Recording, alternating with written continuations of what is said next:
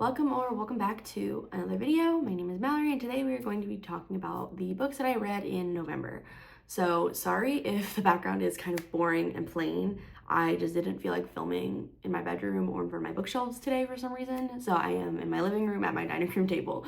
So background is just a plain wall. You can see my TV antenna in the corner, but figure change it up a little bit. So without further ado, let's talk about all of the books that I read this month. So I read 15 books with a total of 6,233 pages, which is way more than I expected because November is a pretty busy month for me. I typically have a lot of like projects and like exams and stuff in the month of November. It's always like the busiest month because it's the last like full month that we have before finals starts, because at the time of filming, it is the Monday after Thanksgiving break and we have to go back to school for like 3 days and then have finals. So November is always a pretty busy month for me, so I'm surprised that I was able to read 15 full books this month. So the first book that I read was Wallflower by Samantha Lee, which is a book that I read on Kindle Unlimited. And that is a hockey sports romance who follows Cord, who is a hockey player, and Violet, who is Cord's like assistant for the summer and goes to live with him at his like childhood home for the summer. And honestly, I don't quite remember much about this book. I think I remember enjoying it just because it was a sports romance, kind of grumpy sunshine-ish, enemies to lovers in a way. I think I gave it 4 stars, but like I said, one of those just kind of forgettable books for me. Not because it was bad or anything, just didn't like stand out in any way. And then I'm very excited to talk about the next book that I read this month, but that was Renegades by Marissa Meyer. And as you'll see throughout this video, I actually read all 3 of the Renegades trilogy in the month of November, but we'll start talking about Renegades. I listened to it on audiobook and I highly recommend it. The audiobook was really good. I gave the book 5 stars. I loved this book. I loved the series. I sped through it so quickly and there was such a good plot twist at the end. The plot was really well done. I just felt like it was something I'd been missing, I guess, like in fantasy, because I hadn't read YA fantasy in a hot minute. Like I've been reading a lot of romance and some adult fantasy, but I haven't read YA fantasy in a bit because a lot of it just felt really boring to me for some reason. I don't know, but this was like exactly what I needed. I guess it was more dystopian than fantasy. I guess I should probably tell you what it's about, since it's probably not as common of a book, at least in 2024. It was really big all over booktube back in like the late 2010s and stuff when it first got published. So basically it follows a group of people called Renegades, who are people that have these superpowers. They can vary in a lot of ways. Like there's one character who's essentially invincible because he's made out of like chromium metal. There's a guy that can turn invisible. And then there's like one of the main characters, Adrian, who has the ability to draw and make things become real. So like if he could draw like a knife and become a real knife, that kind of thing. And then there's Nova, who also has superpowers, but is more fighting for the side of the villains, because when she was young, her parents and baby sister were killed and she blames the Renegades for not coming to help. And so she wants to get revenge on the Renegades, and to do that, she basically goes undercover and infiltrates the Renegades as if she's one of them. And then she meets Adrian and everything kind of unfolds from there, and it's so good. It's like a new favorite series of mine. I highly recommend this series. It's so good. And then I finally read Done and Dusted by Lila Sage, and I read that physically. I borrowed the book from my library, and I'd seen this book series like all over TikTok. It got really popular and I was like, why not? I finally read it because I love like small town romance, cowboy romance, that kind of thing. And this book follows Emmy, who comes back home to her hometown after getting into an accident while riding her horse. She does like rodeo circuits and stuff, and she got into an accident, so she comes home because she has this fear, basically like a mental block of getting back on a horse again. And it follows her and Luke, who is her brother's best friend. And to me, it was a really good book for a romance. Like I don't think it was anything particularly special, and I personally really enjoyed this book. I ended up giving it 4 stars. And I think what I really resonated with was the ADHD representation in the main character, Emmy, just because I feel like that's not something you see a lot in books, especially within the female main character, because just like in the real world, it's very like stereotyped that, not that women can't have ADHD, but just that it's just not as common because it doesn't get diagnosed as often, and it just presents differently. So as someone with ADHD, I really enjoyed that that was something that was represented in the book. And I really enjoyed that there was no third act breakup, because after a while I get really tired of reading the same type of formula of romance books with the third act breakup, because it just gets annoying and it almost always has to do with miscommunication. But I think the reason that this like wasn't a standout romance to me was just because it felt like the conflict was lacking a little bit. Like the main conflict was regarding Emmy being unable to get back on a horse after getting into her accident while doing a rodeo show, and it just felt a little lackluster to me. Like, how do I explain this in a way that's not spoily? So I guess a little bit of spoilers if you don't really want to know much about the book before you go into it. But she never actually ends up telling anybody, at least in the book, that she was having this issue with getting back on her horse, except for Luke and then her best friend Teddy. Like, granted, I've never been in that situation, but to me, if I were going through something like that, I would want to like tell my family, at least once I'm kind of over the quote unquote shame of being unable to get back on the horse. I'd want to tell my family, especially seeing in the book that her family is really supportive, especially, you know, her parents and her siblings. It just, to me, it seems like the kind of thing you tell your family, and at least in the book, she never outright tells her family. And I think she even goes as far as to say she doesn't want to tell her family to worry them. But I don't know, that just was like my only thing that kind of bugged me about the book. But overall, like I said, 4 stars, I really did enjoy it. And then the next book that I also listened to on audio, but I do actually have it here, is Turtles All the Way Down by John Green. And this is one of the few John Green books that I haven't read yet. And I really enjoyed this book. Like I said, I listened to an audiobook and I gave it 4.5 stars.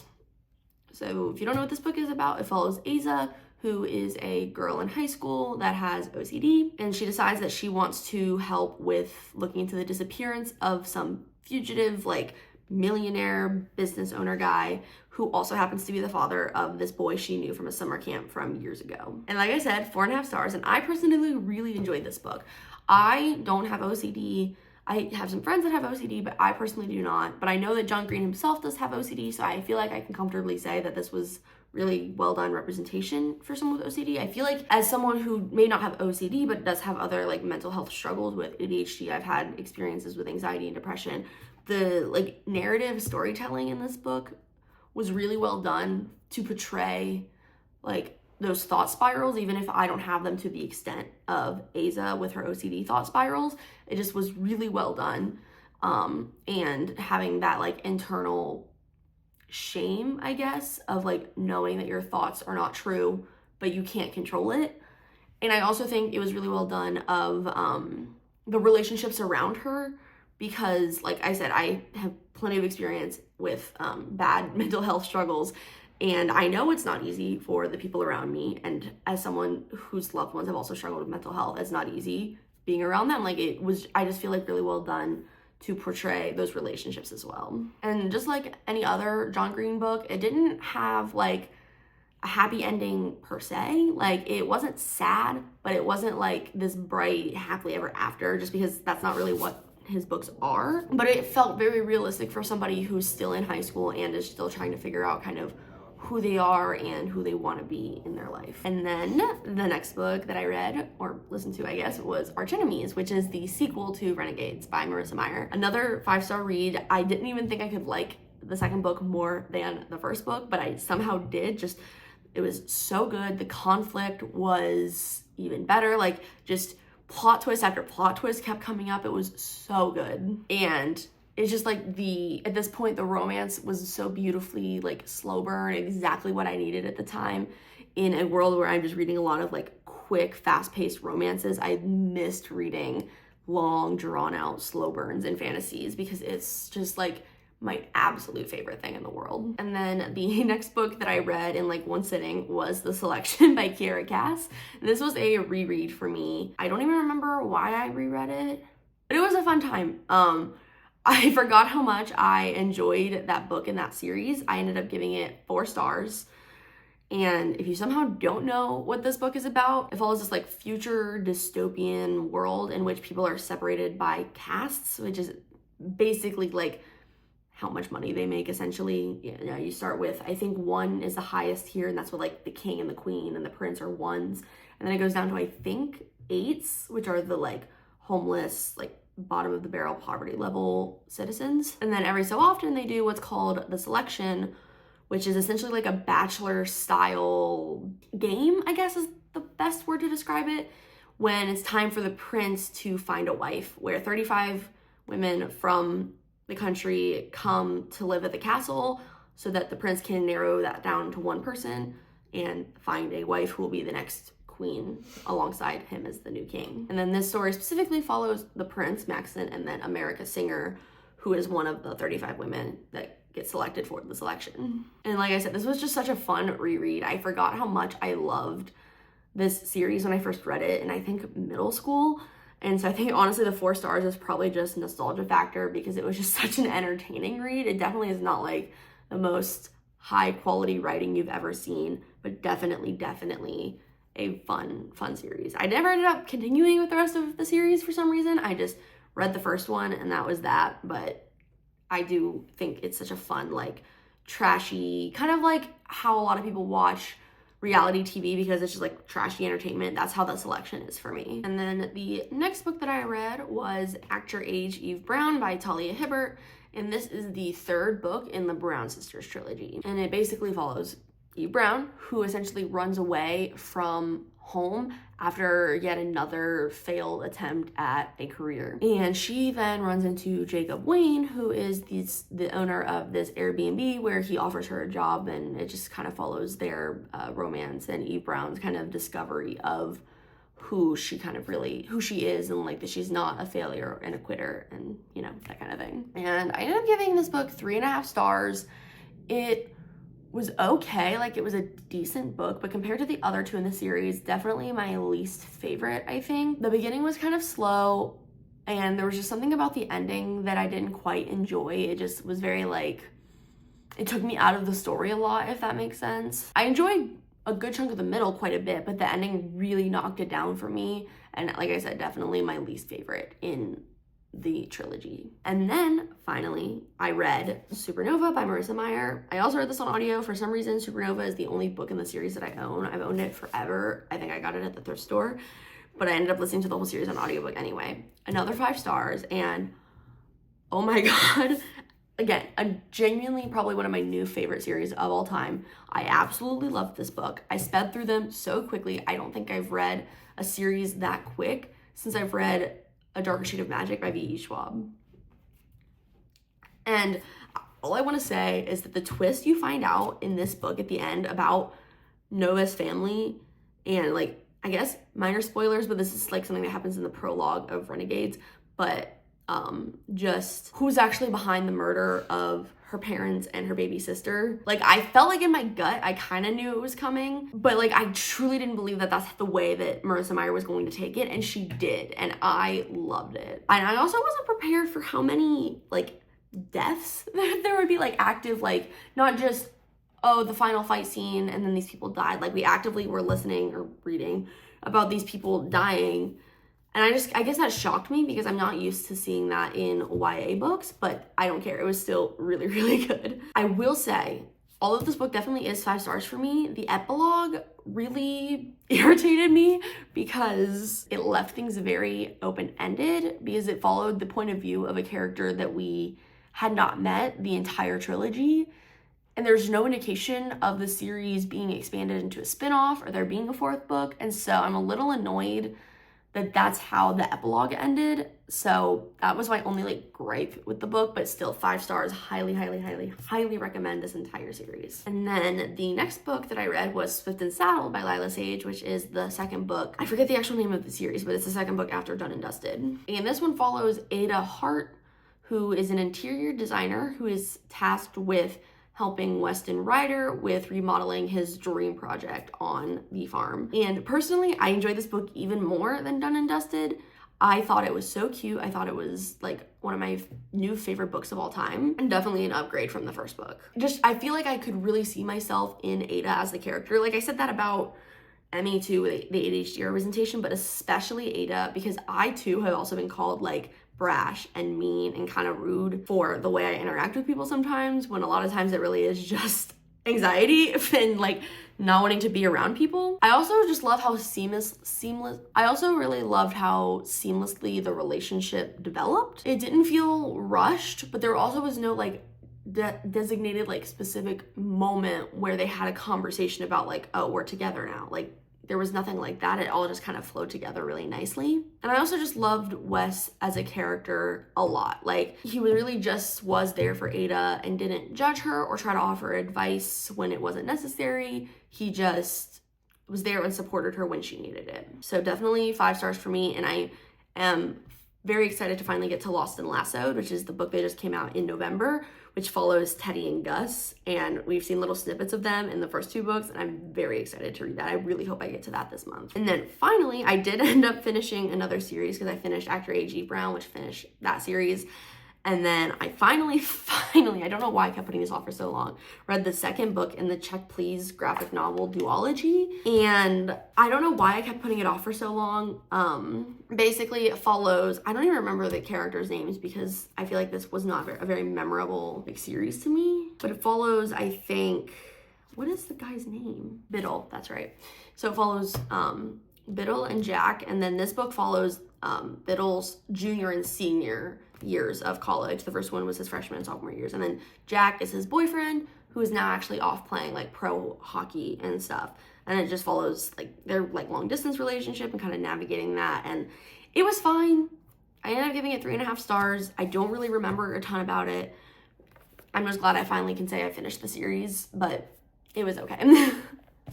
And then in the first of 3 books that I read for my video that I did last week where my sister picks my TBR for a week, I read The Reappearance of Rachel Price by Holly Jackson. So like I said, this was for the video of reading books that my sister picks for me for a week. I'll link that video down below if you haven't watched it yet. So this follows Rachel Price, obviously, who went missing 16 years ago when her daughter Belle was still in the car with her. And now 16 years later, they're doing some sort of documentary on Rachel Price's disappearance and what possibly could have happened to her when suddenly she reappears. And that's not really a spoiler because it's literally in the like dust jacket summary. So I definitely gave this book 5 stars. I absolutely loved it, even more than A Good Girl's Guide to Murder, which I also read at my sister's suggestion. And I like love this book.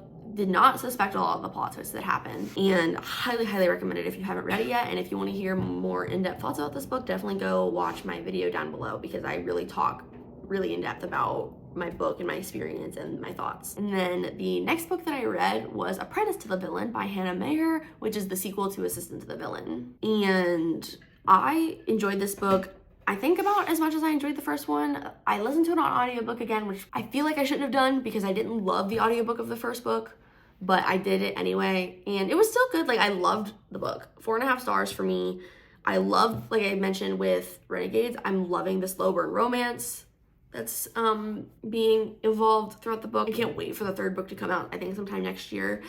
And I don't know if that's gonna be the last book or not, but I'm definitely very intrigued to see where it goes with a lot of the things that happened by the end of the 2nd book. And then the 2nd book that I read for my video last week was Butcher and Blackbird by Bryn Weaver. And I'm glad I finally picked this book up. I absolutely loved it. I knew it was a serial killer romance, but I was not prepared for how like funny it would be. Once again, for more in-depth thoughts about Butcher and Blackbird, watch that video from last week. But overall, 4.5 stars, read it in like 2 sittings, really did enjoy it. And then the final audiobook that I finished this month was Lights Out by Nevessa Allen. And I'd seen this book all over TikTok, like clips of the audiobook. So if you're gonna read it, I highly recommend the audiobook because it is a very good audiobook. But I just didn't know, like I didn't really know what it was about other than I just kept seeing clips of this really funny like stalker guy going around on TikTok everywhere. And so I finally picked it up, not really knowing what it was about going into it. And I loved it. It's absolutely hilarious, definitely very dark. So check trigger warnings if you want to read it.